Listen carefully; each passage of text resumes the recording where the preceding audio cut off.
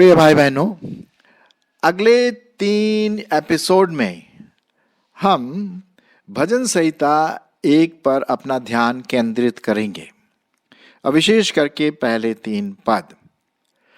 और आज मैं आपके सामने भजन संहिता उसका पहला अध्याय और उसका पहला पद हम पढ़ेंगे और उसमें थोड़ी सी टिप्पणी करेंगे और आशा है कि ये आपके लिए, हम सबों के लिए एक आशीष का कारण, चुनौती का कारण ठहरेगा। हम सब जानते हैं कि हमारे चारों तरफ बहुत सारे लोग हैं जो प्रभु को नहीं जानते हैं, जिनका चाल चलन, जिनकी मानसिकता, जिनका व्यवहार परमेश्वर के वचन के आधार पर नहीं है। और हम जो अपने आप को विश्वासी कहते हैं, हम इन्हीं लोगों के बीच में चलते फिरते, संगति करते, सामान खरीदते, हमारे यहाँ काम करते, हम उनके साथ काम करते, मतलब एक प्रकार का मिलनसार मिलते हैं और एक दूसरे की सहायता करते। लेकिन उनमें और हम में ये फर्क है कि वे प्रभु को नहीं जानते। तो जब वे प्रभु को नहीं जानते तो स्वाभाविक है कि वो गलत प्रकार की चीज़ों पर अपना ध्यान लगाते हैं, गंदे गंदे जोक्स और या फिर झूठ बोलना या किसी की बुराई करना या और भी कोई जो उल्टे सीधे काम होते हैं वो संलग्न रहते। लेकिन हम जो विश्वासी हैं, हमारे लिए परमेश्वर ने कहा कि तुम पवित्र बनो और ऐसे लोगों के साथ संगति मत करो जो सांसारिक चीज़ों में और इस दुनिया के रीति रिवाजों में, ट्रेडिशन में, इसमें लवलीन रहते हैं। तो आज हम उसी के बारे में देखेंगे कि किस प्रकार से जो 3 स्टेजेस हैं, 3 भाग हैं, जो एक व्यक्ति ये सब बातें नहीं करता और किस प्रकार से ऐसा व्यक्ति धन्य कहलाता है। ठीक है, एंड सो हम आज उसी को देख लेंगे और इसके लिए मैं आपको पढ़ के सुनाऊंगा भजन संहिता उसका पहला अध्याय और उसका पहला पद। भजन संहिता उसका पहला अध्याय और उसका पहला पद।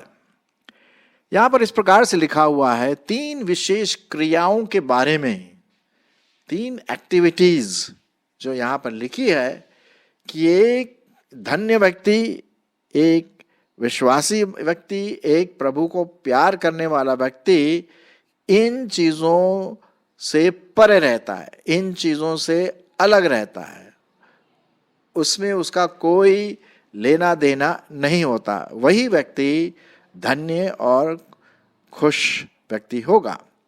चलिए पहले मैं आपको पढ़ के सुना देता हूँ भजन संहिता पहला अध्याय और पहला पद।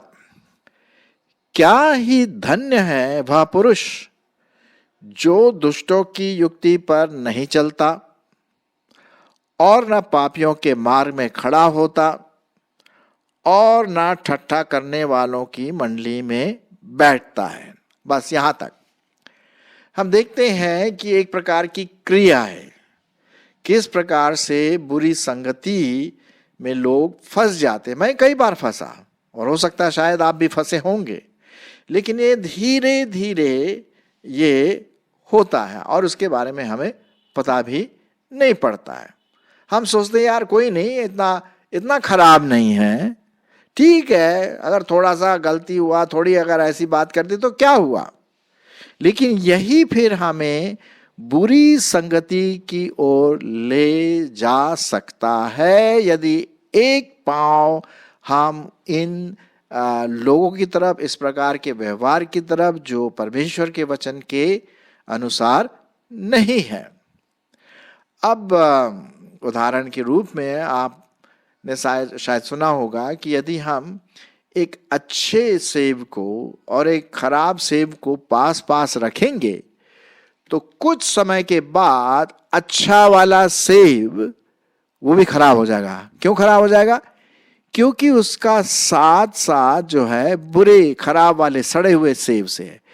तो सड़ा हुआ जो सेब है, एप्पल है, वो अपना प्रभाव अच्छे सेब पर डालेगा और वो भी सड़ने लगेगा, वो भी खराब होगा। और ये प्राकृतिक है, नेचुरल है।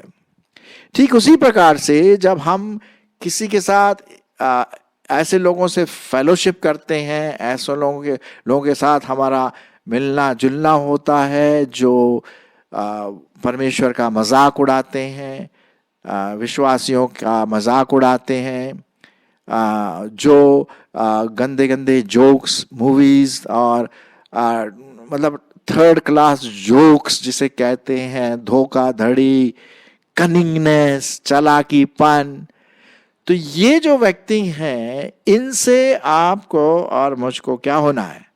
परे रहना है, अलग रहना। हमें शुरुआत भी बिल्कुल नहीं करना है। क्योंकि बाइबल में लिखा हुआ है कि बुरी संगति अच्छे से अच्छे चरित्र को क्या कर देती है? बिगाड़ देती है। मैं आपके लिए पढ़ूंगा। पाया जाता है पहला कुरिन्थियों उसका 15वां अध्याय, पहला कुरिन्थियों उसका 15वां अध्याय और 33 पद। सुनिए क्या लिखा हुआ है। मैं आपके लिए पढ़ूंगा 33 और 34 पद।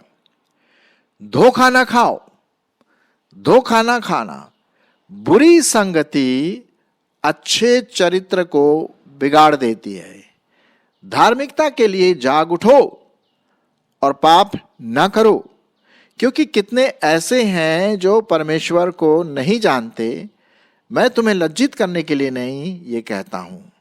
ठीक है, तो यहां पर पौलुस कुरिन्थियों की कलीसिया को लिखता है। जो कुरिन्थियों की जो कलीसिया है ना, वो उतनी परिपक्व नहीं थी।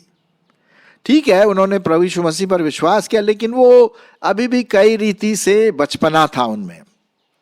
आत्मिक रीति से वो बच्चे के समान एक्ट करते थे, कोई भी चीज पर विश्वास कर लेते थे, कहीं भी चले जाते थे, उल्टे सीधे काम भी कर लेते थे। और इसीलिए पौलुस उनको बार बार लिखता है, भाई तुम जरा होशियार रहो, क्योंकि अगर तुम ऐसे लोगों के साथ संगति करोगे तो क्या होगा? तुम भी वैसे ही हो जाओगे। ये पक्की बात है।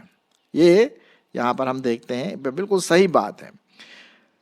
एक और पद मैं आपके लिए पढ़ूंगा और पाया जाता है इफिसियों की पत्री उसका 5 अध्याय 11 से 14।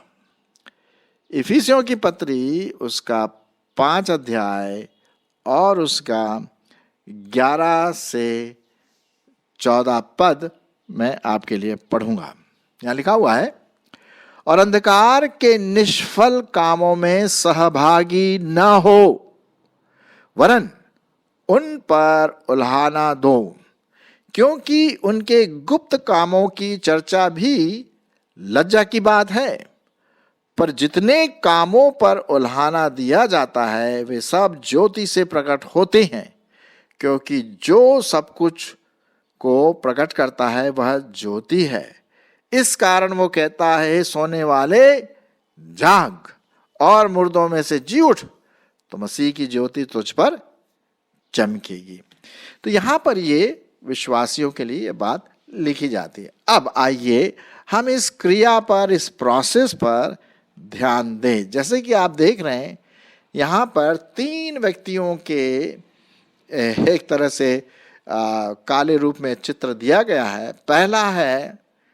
पहला व्यक्ति चलता है, दूसरा व्यक्ति खड़ा होता है और तीसरा व्यक्ति बैठ जाता है। ये एक प्रकार की प्रक्रिया है जो धीरे धीरे शुरुआत हो करके हम गलत कामों में फंस सकते हैं। तो पहला हम देखते हैं चलना। भाई इससे पहले कि मैं बैठूं, इससे पहले कि मैं खड़े हूं, उस जगह में जहां पर बुरी बातें हो रही हैं, दुष्टता की बातें हो रही हैं, गलत प्रकार के ब्लू मूवीज देखे जा रहे हैं, अश्लील चित्रों को देखा जा रहा है, ठहाके मारा जा रहा है और गंदे गंदे जोक्स सुन करके लोग एक तरह से चुटकियां मार रहे हैं, आंख मार रहे हैं और हंस रहे हैं, और शराब की बोतल कहीं आजू बाजू है, कुछ सिगरेट वगैरह स्मोक कर रहे हैं, और एक प्रकार से इस प्रकार का माहौल है जहां पर एक विश्वासी को कतई नहीं होना चाहिए। ये इसलिए नहीं कि वो बहुत पवित्र है और बाकी लोग दुष्ट है, ये पॉइंट नहीं। पॉइंट ये है कि यदि वो व्यक्ति, विश्वासी व्यक्ति, इन लोगों के साथ मिलता है, जाकर के खड़ा होता है और बैठता है, तो वो भी वैसा ही हो सकने की संभावना हो जाती है। अब आप ही देख लीजिए, आपके कई दोस्त होंगे, है ना, कई प्रकार के दोस्त होंगे, कुछ तो अच्छे होंगे, ऐसी बात नहीं। हो सकता है आपने बड़े छांट छांट के दोस्त या सहेलियां चुने होंगे, अच्छी बात है। लेकिन ज्यादातर स्कूल, कॉलेजेस या जहां पर भी अगर हम काम करते हैं, तो ऐसे दुष्ट, खराब लोगों की कमियां नहीं है। झुंड पर झुंड आपको जगह जगह, पार्क में, सिनेमा घर में, इधर उधर भीड़ भाड़ में आपको मिल जाएंगे 3-4 लोग चारों तरफ बैठ करके।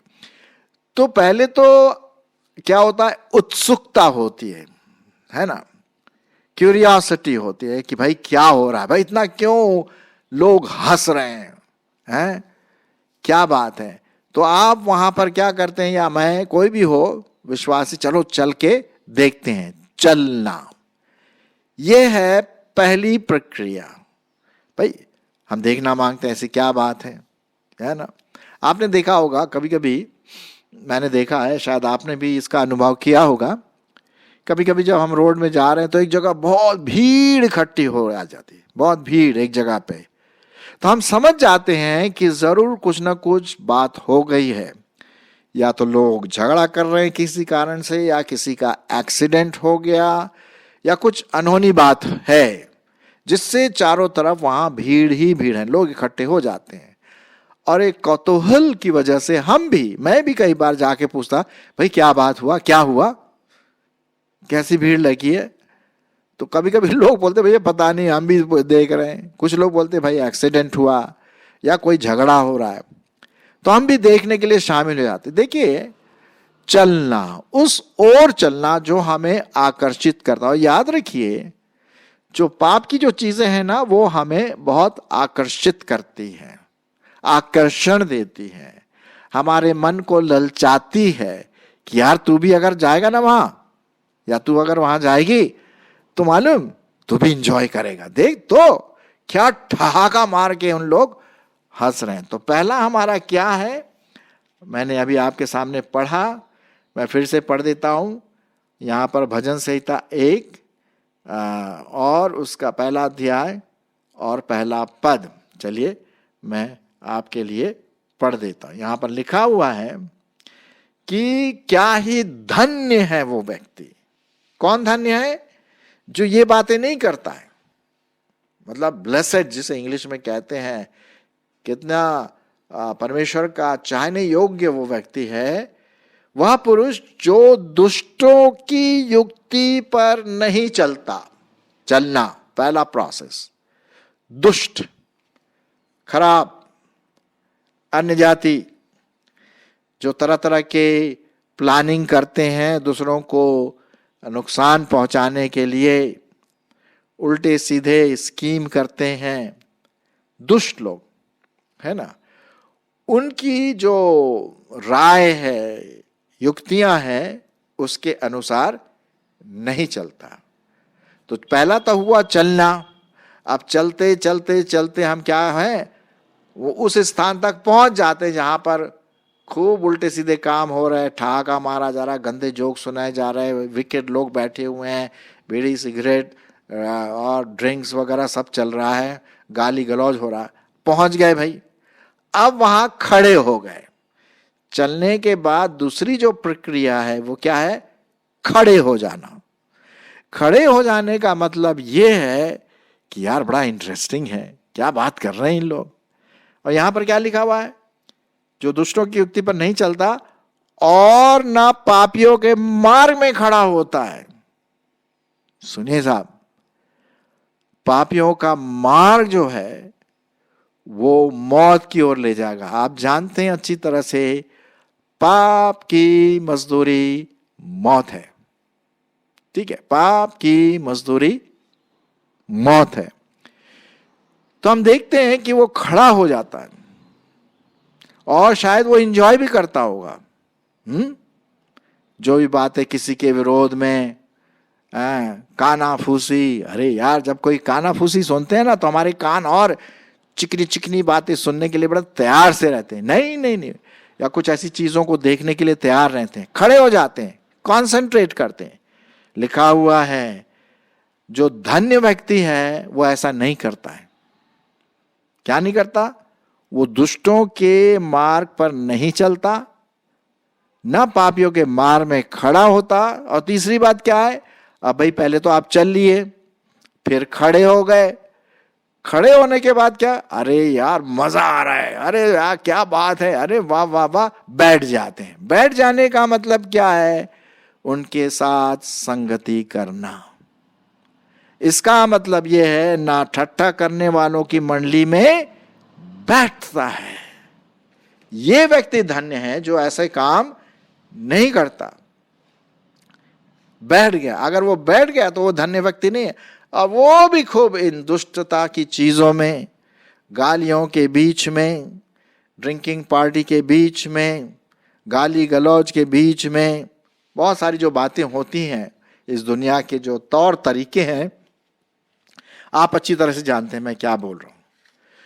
तो ऐसा व्यक्ति क्या परमेश्वर को भा जाएगा? नहीं नहीं, वही व्यक्ति परमेश्वर को भाता है जो ये काम नहीं करता है। क्या नहीं करता है? वो ये नहीं करता है कि वो, लिखा हुआ है, दुष्टों की युक्ति पर नहीं चलता। चलना पहली प्रक्रिया। दूसरी प्रक्रिया है खड़ा होना, और ना पापियों के मार्ग में खड़ा होता है। और तीसरी प्रक्रिया बैठ जाता। अब कहीं और नहीं जाना भैया, बैठ जाओ, एंजॉय करो और खूब हंसी मजाक करो, खोखली हंसी। क्या एक विश्वासी को यह भाता है? आप मुझे बताइए। आप ही सोचिए, क्या हमारा विवेक कहेगा कि हाँ यार बहुत अच्छा काम कर रहे हैं हम? बिल्कुल भी नहीं। पवित्र आत्मा, यदि आप विश्वासी हैं तो पवित्र आत्मा एक तरह से आत्मिक रीति से कान पकड़ेगा, बोले उठो यहां से, ये तुम्हारी जगह नहीं है, ये तुम्हारा रास्ता नहीं है, यहां तुम्हारे खड़े होने की जगह नहीं, यहां तुमको नहीं बैठना है। क्योंकि हमने क्या पढ़ा? बुरी संगति अच्छे चरित्र को बिगाड़ देती है।